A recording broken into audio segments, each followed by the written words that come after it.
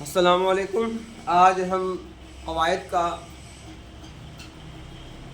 ایک حصہ ضمیر، پچھلے ویڈیو میں ہم آپ لوگوں کو بتایا تھے اسم کے بارے میں۔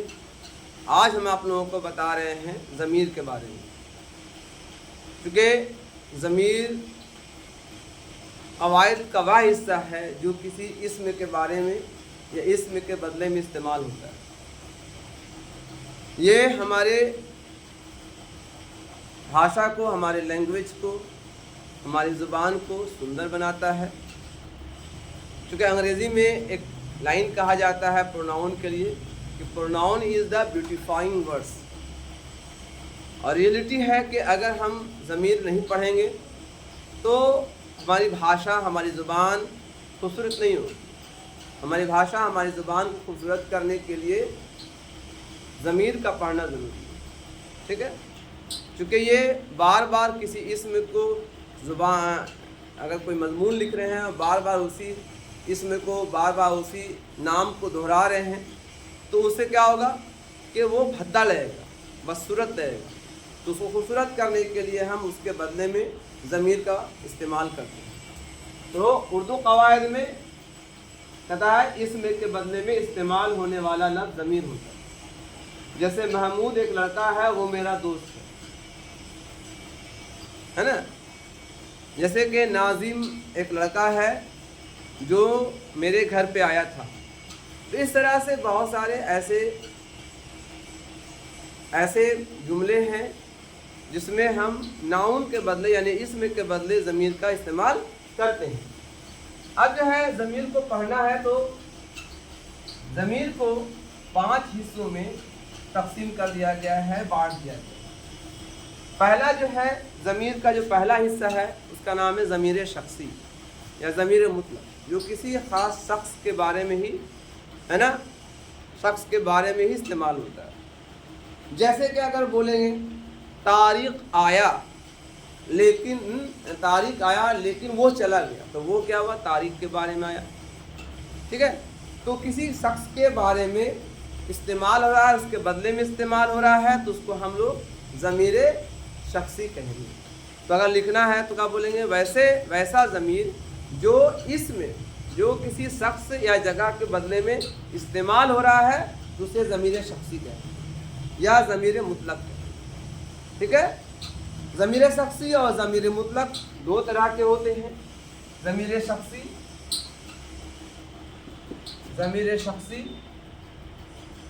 2 طرح کے ہوتے ہیں، ایک ہوتے ہیں غائب، ایک ہوتے ہیں حاضر، ایک ہوتے ہیں متکلم۔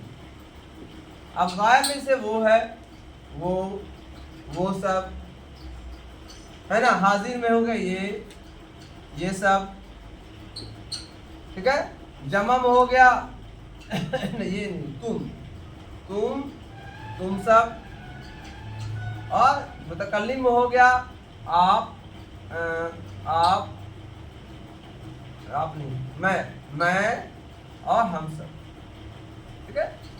تو یہ متکلم یعنی ضمیر شخصی 3 ہوتا ہے: غائب، حاضر، متکلم۔ سمجھ آ گیا آپ کو؟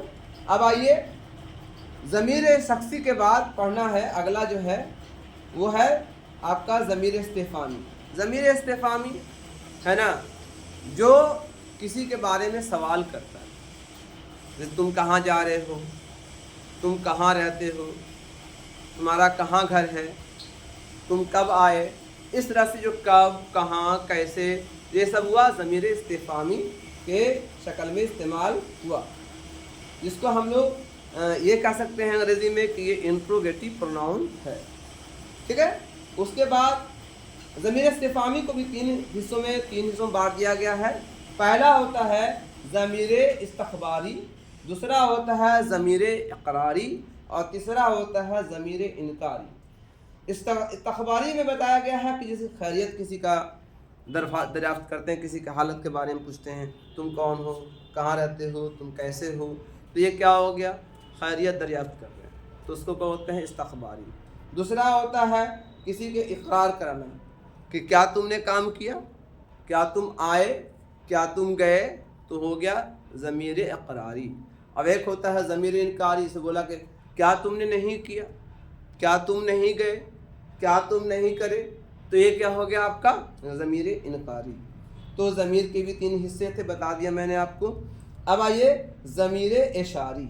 ज़मीर इशारी जो होता है, जिसको हम लोग बोलते हैं डिमोस्ट्रेटिव प्रोनाउन अंग्रेजी में, है ना, ये इशारा करता है, जैसे ये सब, वो सब, है ना, वो सब अच्छे हैं, है ना, ये सब अच्छे हैं, ये अच्छा है, ये बुरा है, तो किसी के बारे में इशारा कर रहा है तो उसको कहते हैं ज़मीर इशारी। अब अगला हो गया ज़मीर मौसूली। ज़मीर मौसूली होता है जो किसी के रिलेशन बताए, रिलेटिव बताए। किसी एक जुमले में 2 इसम होते हैं, एक इसम से दूसरे इसम के, है ना, रिलेशन बता रहा है, रिश्तेदारी बता रहा है, हालत बता रहा है, तो उसको बोलते हैं हम लोग ज़मीर मौसूली।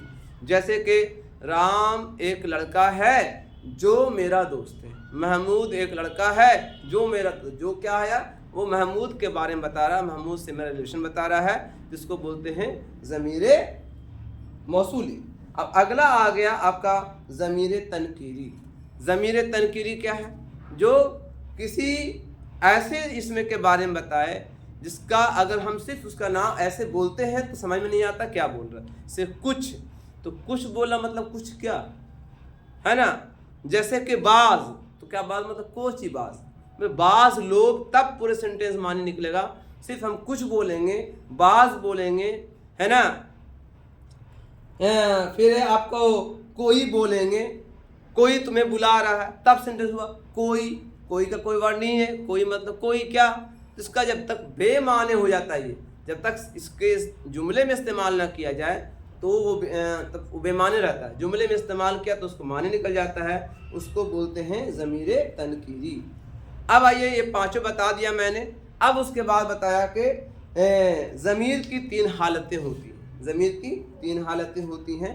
पहला होता है ज़मीर फ़ाइली, जो सब्जेक्ट के रूप में, जो फ़ाइल के शक्ल में इस्तेमाल होता है उसको ज़मीर फ़ाइली कहते हैं। और जो मफ़ऊल के शक्ल में, यानी ऑब्जेक्ट के शक्ल में जुमले में इस्तेमाल होता है तो उसको ज़मीर मफ़ऊली कहते हैं। और एक होता है इज़ाफ़ी। इज़ाफ़ी का मतलब 1-2 इसम के बीच में वो जो है इजाफ़त, मतलब इजाफ़त काम करता है, रिलेशन बताता है। जैसे राम, जैसे महमूद का घोड़ा, तो इसमें बीच में का जोड़ करके इसको इजाफ़त कर दिया गया, तो इसको बोलते हैं इजाफ़त या हालत इज़ाफ़ी। तो ज़मीर की 3 हालत होती है। पहला होता है फ़ाइली के शक्ल में आता है तो उसको फ़ाइली हालत बोलेंगे, और एक मफ़ऊल के शक्ल में आता है तो मफ़ऊली हालत बोलेंगे, और एक इज़ाफ़ी की हालत में आता है तो उसको ज़मीर इज़ाफ़ी कहते हैं। तो इस तरह से आज हमने आपको ज़मीर के बारे में बताया। ज़मीर बहुत ही महत्वपूर्ण, बहुत ही इम्पॉर्टेंट, बहुत अहमियत रखता है, क्योंकि इसके बिना आप जुमला या कोई भी मज़मून आप सही नहीं लिख सकते हैं, इसको समझना ज़रूरी है। तो ये वीडियो यहीं पर ख़त्म होता है। इसको सुने, समझें, और इस वीडियो को सुने और सब्सक्राइब करें, लोगों को लाइक कर, लोगों को भेजें, ताकि लोगों को लाभ हो सके, है ना, लोगों को नफ़ा मिल सके। थैंक यू, अस्सलाम वालेकुम। इस वीडियो को सुनने के लिए आपका शुक्रिया। और आप नया चैनल है, आप इस चैनल को मदद कीजिए, लोगों को भेजिए, अपने दोस्तों को कहिए, ताकि और भी नए वीडियोस और नई जानकारियाँ उर्दू से संबंधित, जीके से संबंधित, या आर्ट्स क्लासेस से संबंधित, बीए से संबंधित, एमए से संबंधित, जो भी आपकी ज़रूरतें होंगी आप हमको मैसेज कर सकते हैं, है ना। मेरा व्हाट्सअप नंबर भी आपके सामने है, मेरा नंबर भी है, आप कॉल भी लगा सकते हैं। आप हमसे सवाल करें, हम उसका वीडियो बना करके आपको भेजेंगे, ताकि आपको ज़्यादा से ज़्यादा नफ़ा हो सके। Thank you.